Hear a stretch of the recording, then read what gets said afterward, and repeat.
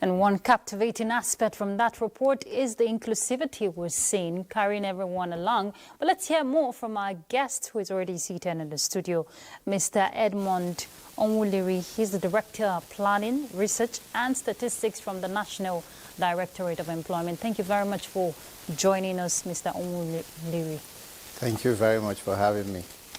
Highly commendable. From what we're seeing, the Directorate has already put it in place, some of the initiatives to carry every youth along. But tell us, where are the gaps? And are these youths from every cluster taking advantage of what is available?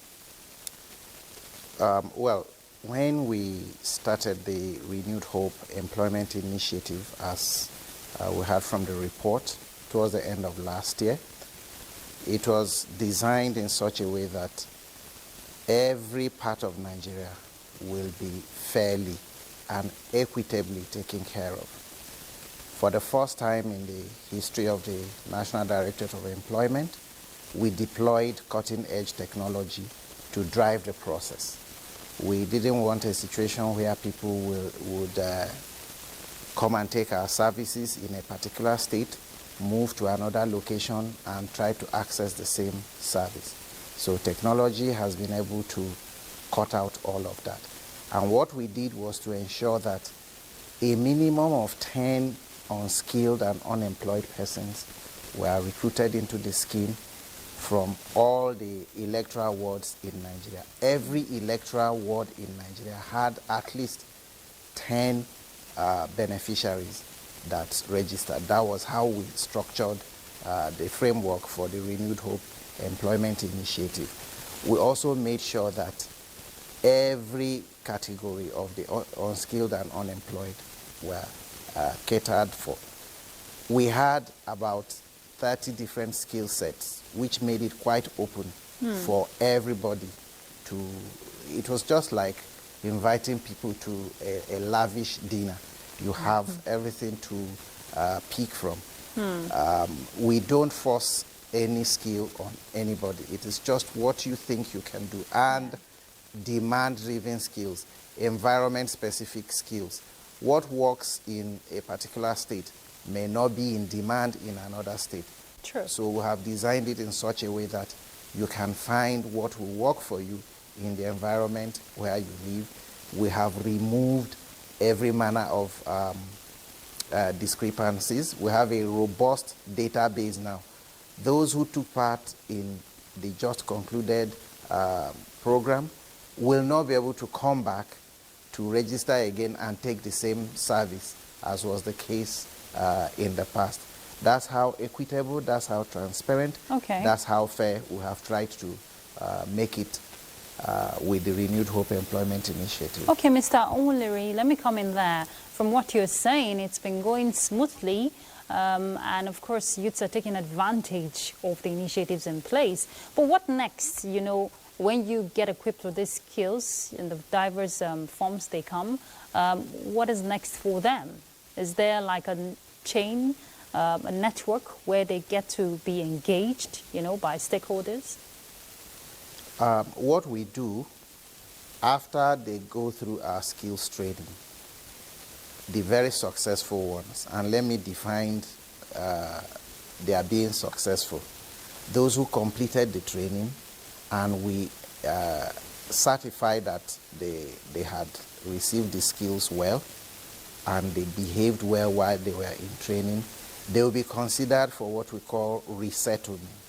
Resettlement simply means the provision of relevant starter packs, equipment or tools that will enable them practice that particular skill as business.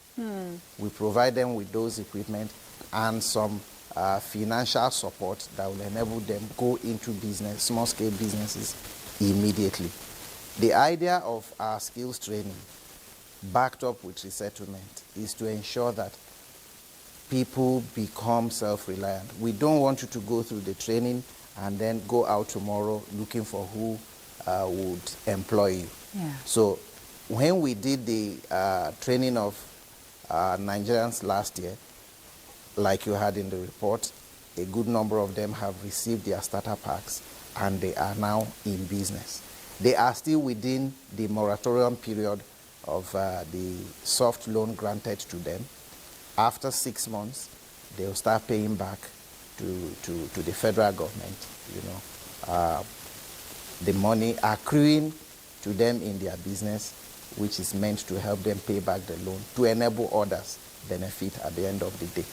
What about the rural employment, promotion program, so that, there's no gap, especially in the rural areas? We have a lot of young people who are idle and would love to be part of these initiatives.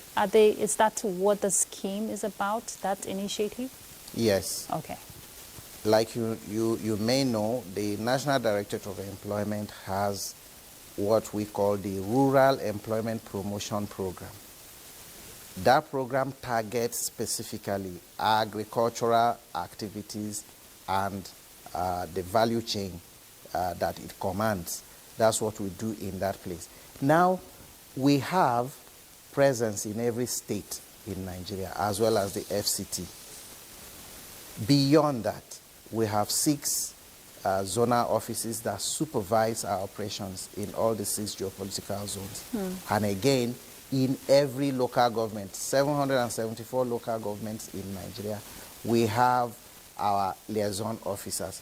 So the purpose is to ensure that our programs are taken to the grassroots. And that's why we can, come out and say we want to recruit at least 10 persons from every electoral ward in Nigeria, and we are able to achieve it. So what we do under the Rural Employment Promotion Program is to stimulate, to activate viable businesses and economic activities in the agri sector at the rural area. That's basically what that program is designed to accomplish. And I want to tell you that there are various skill sets, that provide agricultural skills for people. And we also have agricultural skills training centers scattered across many states in Nigeria, where actual agricultural skills training and demonstration farms exist, such that from the classroom, so to speak, you go to your demonstration plot to practice what you have learned, in the real sense of the word. Okay. And it cuts across crop farming and animal husbandry. Fantastic. We'll continue with the conversation, Mr. Onliri. Let's take a break. We'll be back. All right, Mr. Onliri, you've just seen what Kano State is, doing, taking proactive measures, engaging the youths in entrepreneurial skills. How can subnationals, create an enabling environment for youths to thrive, through interventions and support with the directorate? Well, let me say this. Skills in the 21st century is the authentic route to job creation or employment. The reason is simple. Today, no employer of labor, whether it is government or the private sector, wants to engage anybody that will not add value to what they are doing. And you will agree with me that the 21st century economy is a knowledge economy. Knowledge in the sense that what you can bring to the table is what employers are looking for. Therefore, for state governments, for local governments, even at the national level, the way to go is to equip everyone with the requisite skills that they will need to become competitive and to become players in the 21st century. Everybody is aware now that emphasis has shifted from what your certificates read to what you can do. What is it that you can bring to the table? There's a saying that it is better for you to have a skill and discover that you won't need it than for you to discover one day that you will require or you need certain skills and you don't have them. That is where the money is now. That is where But the emphasis at this state government, you know, are they collaborating with the directorate in the aspect of intervention? Like I said, we are present in every state. In the past, we have had quite a lot of active collaborations, or rather fruitful collaborations with state governments, local governments, faith-based organizations, community-based organizations, and we are still open to such collaborations. It is important to state that no single government, whether it is federal, state, or local government, there's no government standing alone that can tackle the challenge of mass unemployment. So it requires collaboration. It requires inter-agency synergy. Yeah. It requires everybody bringing their best game to the table, because it is a global phenomenon that is dynamic in its forms and patterns. Therefore, all the energies must be harnessed towards dealing with the problem of mass employment. No single group can go it alone. The federal government alone cannot deal with the challenge of mass unemployment. What is going on in Kanu is commendable, and other states should emulate, follow suit. So very, very briefly now, what would you like to see improve and change, you know, for the better for Nigerian youths? On a final note. I think we need to pay a lot of attention to our educational curriculum. We need to rejig it to the extent that it begins to address the realities in the labor market. There needs to be a conversation between the labor market and the educational sector, which is like the factory or the production line where you forge the labor force and move them into the labor market. There needs to be a conversation where our schools, be it from primary even to tertiary, is in sync with the needs and requirements of the labor market. That way, the educational system can begin to push out a labor force, you know, people who fit into the type of employment opportunities that a 21st century economy requires. It is necessary that we do that.